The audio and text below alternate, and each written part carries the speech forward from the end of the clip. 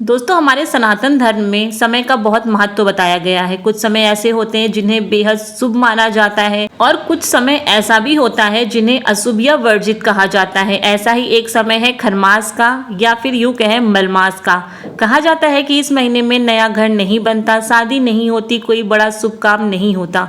लेकिन दोस्तों, क्या आपने कभी सोचा है अगर खरमास के दौरान ही नवरात्रि आ जाए तो क्या होगा? नमस्कार दोस्तों, मेरा नाम प्रीति है और आज मैं आपको बताऊंगी कि अगर खरमास और नवरात्र एक साथ आ जाएं तब क्या करना चाहिए।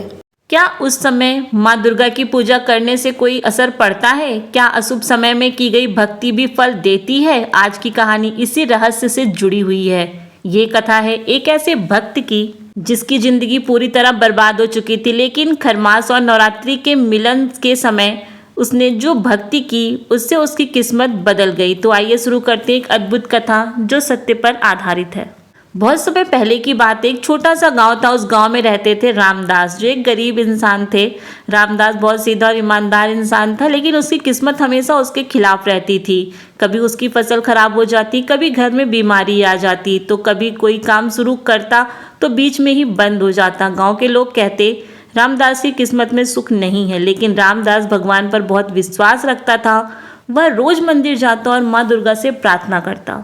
दोस्तों, एक साल ऐसा आया जब रामदास की हालत और भी खराब हो गई। उसकी सारी फसल बर्बाद हो गई, घर में खाने के लिए कुछ भी नहीं बचा। इसी समय गांव के एक पंडित ने बताया कि अब खरमास शुरू होने वाला है। पंडित जी बोले, खरमास में शुभ कार्य बंद हो जाते हैं और यह समय बहुत कठिन माना जाता है। गांव के लोग डर गए, लेकिन उसी समय एक और खबर आई कि उसी महीने नवरात्रि भी आने वाली है। गांव के लोग आपस में चर्चा करने लगे। कुछ लोग कह रहे थे खरमास में कोई शुभ काम नहीं करना चाहिए, तो कुछ लोग कह रहे थे नवरात्रि में माँ दुर्गा की पूजा करना सबसे बड़ा शुभ कार्य है, ये गलत नहीं हो सकता। लोगों को समझ नहीं आ रहा था कि वो क्या करें। रामदास ने सबकी बातें सुनी, फिर वह मंदिर गया और माँ दुर्गा की मूर्ति के सामने बैठ गया। उसने कहा, माँ, अगर समय अशुभ है तो भी मैं आपकी पूजा करूँगा, क्योंकि भक्त के लिए माँ से बड़ा और शुभ कुछ नहीं होता। उसने तय कर लिया कि वह पूरे नवरात्रि व्रत करेगा और साथ ही माता रानी की पूरी विधि विधान से पूजा भी करेगा। नवरात्रि का पहला दिन आ गया। रामदास ने पूरे नियम से पूजा शुरू की। उसने घर के एक कोने में एक छोटा सा कलश रखा, उसमें रोज दीपक जलाने लगा, लेकिन उसके पास खाने के लिए कुछ भी नहीं था। कई दिन से सिर्फ पानी पीकर ही व्रत रखा। गांव के लोग उसका मजाक उड़ाते हुए कहते, अरे रामदास, खरमास में पूजा करने से कुछ नहीं होगा। लेकिन रामदास ने हार नहीं मानी। वो अपना कर्म नित्य करता रहा। नवरात्रि का 5वां दिन था। रामदास मंदिर में बैठकर माँ का भजन कर रहा था। तभी एक वृद्ध महिला वहां पर आई। उसने रामदास से पूछा, बेटा, तुम इतने दुखी क्यों हो? रामदास ने अपनी सारी व्यथा उन्हें बता दी।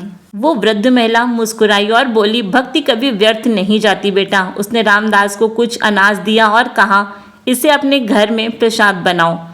रामदास घर गया, प्रसाद बनाया। उस रात उसे एक सपना आया। उसने सपने में उसी वृद्ध महिला को देखा, लेकिन इस बार वह साधारण महिला नहीं थी, वह स्वयं माँ दुर्गा का रूप थी।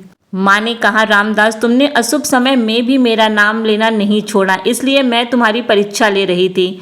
जो भक्त कठिन समय में भी भगवान को नहीं भूलता, उसकी किस्मत जरूर बदलती है। और अगली सुबह गांव में एक बड़ा व्यापारी आया। उसे खेत खरीदने थे। रामदास के खेत की मिट्टी बहुत उपजाऊ थी। व्यापारी ने रामदास को अच्छी कीमत देकर उसका खेत खरीद लिया। रामदास के पास अचानक बहुत पैसे आ गए। उसने सबसे पहले मंदिर में जाकर माँ दुर्गा का धन्यवाद किया। गांव के लोग ये देखकर हैरान रह गए।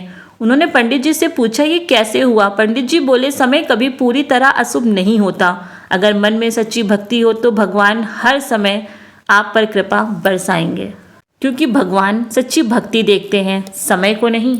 दोस्तों, इस कहानी से हमें 3 बड़ी बातें सीखने को मिलती है। खरमास में शुभ काम भले ना करें, लेकिन भगवान की पूजा कभी बंद नहीं करनी चाहिए। नवरात्रि का समय हर प्रकार की नकारात्मक ऊर्जा को खत्म कर देता है। जो भक्त कठिन समय में भी विश्वास नहीं छोड़ते, उसे भगवान आशीर्वाद जरूर देते हैं। दोस्तों, अगर खरमास और नवरात्रि का समय एक साथ आए तो भी यह भक्तों की परीक्षा होती है। जो इस समय भी माँ दुर्गा की भक्ति करता है, उसके जीवन से दुर्भाग्य, गरीबी और संकट धीरे धीरे समाप्त हो जाता है। अगर आप भी माँ दुर्गा के सच्चे भक्त हैं तो हमारे चैनल को सब्सक्राइब जरूर कीजिएगा। साथ ही कमेंट में जय माता दी लिखना बिल्कुल ना भूलें। दोस्तों, इस छोटी सी कहानी से हमें बहुत बड़ी सीख मिलती है। अक्सर लोग कहते हैं कि खरमास अशुभ होता है, लेकिन सच्चाई यह है कि खरमास का समय अशुभ नहीं होता, संयम और भक्ति का समय माना जाता है। धर्म ग्रंथों में बताया गया है कि जब सूर्य देव धनु या मीन राशि में प्रवेश करते हैं तब खरमास लगता है। इस समय विवाह, गृह प्रवेश, नया व्यापार जैसे कार्य नहीं किए जाते। लेकिन एक बात जो बहुत कम लोग जानते हैं कि खरमास में जब तब दान और भगवान की पूजा करने से कई गुना ज़्यादा फल मिलता है। इसलिए संत और साधु इस समय को साधना का सबसे अच्छा और शुभ समय मानते हैं। अब एक बड़ा सवाल ये आता है कि अगर इसी समय नवरात्रि आ जाए तो क्या करें। नवरात्रि माँ दुर्गा की शक्ति का पर्व है। यह 9 दिन का समय होता है जब माँ दुर्गा धरती पर आकर अपने भक्तों को आशीर्वाद देती है। ऐसा माना जाता है कि नवरात्रि के दौरान नकारात्मक ऊर्जा खत्म हो जाती है और घर में सकारात्मक ऊर्जा बढ़ती है। अगर इस समय कोई व्यक्ति सच्चे मन से भक्ति करता है तो उसकी जिंदगी के बड़े से बड़े संकट खत्म हो जाते हैं। दोस्तों, अगर नवरात्रि और खरमास एक साथ आ जाएं तो भक्तों को कुछ बातों का ध्यान रखना चाहिए। रोज सुबह जल्दी उठकर स्नान करें, घर में दीपक जलाएं, माँ दुर्गा का पाठ करें, गरीबों को भोजन दान दें, घर में सफाई रखें। कहा जाता है कि जो व्यक्ति नियमों का पालन करता है उसके जीवन से धीरे धीरे दुर्भाग्य दूर होने लगता है। साथ ही दोस्तों, धर्म ग्रंथों में कुछ ऐसे संकेत भी बताए गए हैं जो बताते हैं कि माँ दुर्गा आपसे प्रसन्न है। जैसे अगर नवरात्रि के दिनों में आपको बार बार लाल फूल दिखाई दे या मंदिर जाते समय आपको अचानक घंटियों की आवाज़ सुनाई दे तो यह बहुत शुभ संकेत माना जाता है। कहा जाता है कि यह माँ दुर्गा का आशीर्वाद है। दोस्तों, खरमास हो या फिर नवरात्रि हो, सबसे बड़ी चीज़ भक्ति और विश्वास है। अगर मन में सच्ची श्रद्धा हो तो भगवान हर कठिन समय को भी सुख में बदल देते हैं। रामदास की तरह अगर हम भी कठिन समय में भगवान को याद करें तो निश्चय ही हमारी ज़िंदगी में भी चमत्कार हो सकते हैं। दोस्तों, अगर आपको कभी ऐसा लगे कि आपकी ज़िंदगी में लगातार परेशानियां आ रही हैं तो घबराइए मत, क्योंकि हो सकता है यह समय भी आपके जीवन की एक परीक्षा हो, जैसे रामदास की हुई। बस भगवान पर विश्वास रखिए और अच्छे कर्म करते रहिए। कहते हैं जिस घर में माँ दुर्गा का नाम लिया जाता है वहाँ से दुख, गरीबी और नकारात्मक शक्तियाँ धीरे धीरे खुद ही दूर हो जाती हैं। अगर आप माँ दुर्गा के सच्चे भक्त हैं तो एक बार कमेंट में और लिखिए जय माता दी। दोस्तों, माँ दुर्गा केवल शक्ति की देवी नहीं बल्कि अपने भक्तों की सच्ची माँ भी हैं। कहा जाता है जिस घर में सच्चे मन से माता रानी का नाम लिया जाता है वहाँ से दुख, दरिद्रता और भय अपने आप दूर होने लगते हैं। माँ दुर्गा अपने भक्तों की छोटी सी भक्ति से भी प्रसन्न हो जाती हैं और सही समय आने पर उनकी झोली सुख, समृद्धि और खुशियों से भर देती हैं।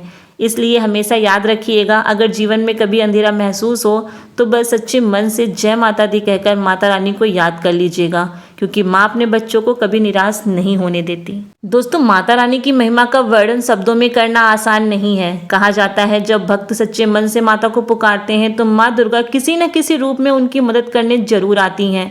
कभी किसी अजनबी के रूप में, कभी किसी मित्र के रूप में और कभी अचानक आने वाले किसी शुभ अवसर के रूप में।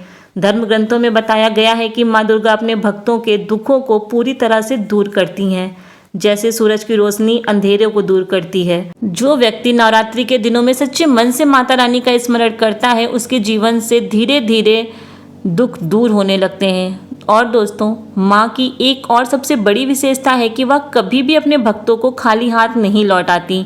भले ही परीक्षा थोड़ी कठिन हो, लेकिन अंत में माँ दुर्गा अपने भक्तों को अपार आशीर्वाद जरूर देती हैं। इसलिए जीवन में चाहे कितनी भी मुश्किलें क्यों ना आए, कभी भी माता रानी पर विश्वास मत खोना, क्योंकि जब माता रानी की कृपा किसी पर होती है तो उसके जीवन के बंद रास्ते भी खुल जाते हैं और किस्मत भी उसका साथ देने लगती है।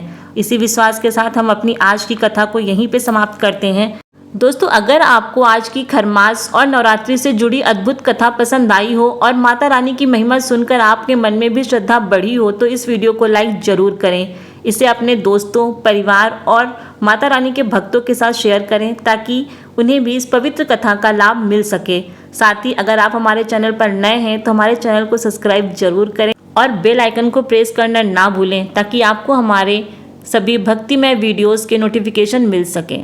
आप सभी पर माता रानी की कृपा हमेशा बनी रहे। जय माता दी।